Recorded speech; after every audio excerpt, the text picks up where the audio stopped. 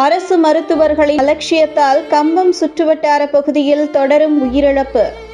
தேனி மாவட்டம் கம்பம் நகரில் உள்ள கம்பம் அரசு மருத்துவமனையில் பொதுமக்களுக்கு சரியான நேரத்தில் உரிய சிகிச்சை அளிக்காமல் பொதுமக்கள் அலைக்கழிக்கப்படுவதாக புகார் எழுந்துள்ளது.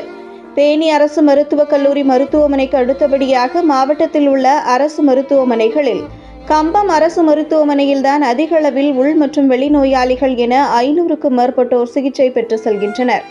கம்பம் அரசு மருத்துவமனையில் பெரும்பாலான நோய்களுக்கு சிகிச்சை அளிக்கும் வசதி, தேவையான டாக்டர்கள், மயக்கவியல் நிபுணர்கள், ஆக்சிஜன், இரத்த வங்கிகள் மற்றும் 150க்கும் மேற்பட்ட படுக்கை வசதியும் உள்ளது.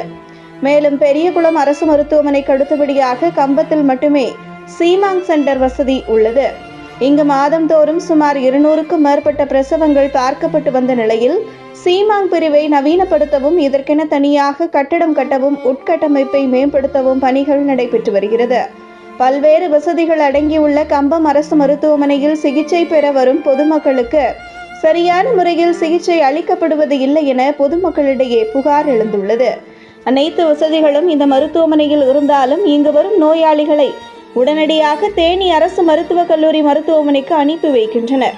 கம்பம் அரசு மருத்துவமனையில் பணிபுரியும் அரசு மருத்துவர்கள் தனியாக தங்களுக்கென தனி கிளினிக் நடத்தி வருவதால் தங்களது கிளினிக்கில் சிகிச்சை பெற்று வரும் நபர்கள் அரசு மருத்துவமனைக்கு வரும்பொழுது அவர்களுக்கு மட்டும் தனி கவனம் செலுத்தி சிகிச்சை அளிப்பதாகவும், அரசு மருத்துவர்களின் கிளினிக்கில் சிகிச்சை பெறாத பொதுமக்கள் நேரடியாக அரசு மருத்துவமனையை அணுகினால் அரசு மருத்துவர்கள் கடிந்து நடந்து கொள்வதோடு பொதுமக்களை அலக்களிக்கப்பட்டு வருவதாகவும், முறையான சிகிச்சை அளிக்கப்படுவதில்லை எனவும் வேதனை தெரிவிக்கின்றனர்.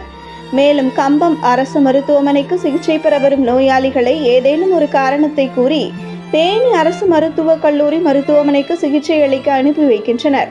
ஒரு சில நேரங்களில் மருத்துவர்கள் முறையான நேரங்களில் மருத்துவமனைக்கு வருவதில்லை எனவும் புகார் எழுந்து வருகிறது. இதனால் கடந்த சில நாட்களுக்கு முன்பு 8 வயது சிறுவன் பரிதாபமாக உயிரிழந்தது அனைவரும் அறிந்ததே.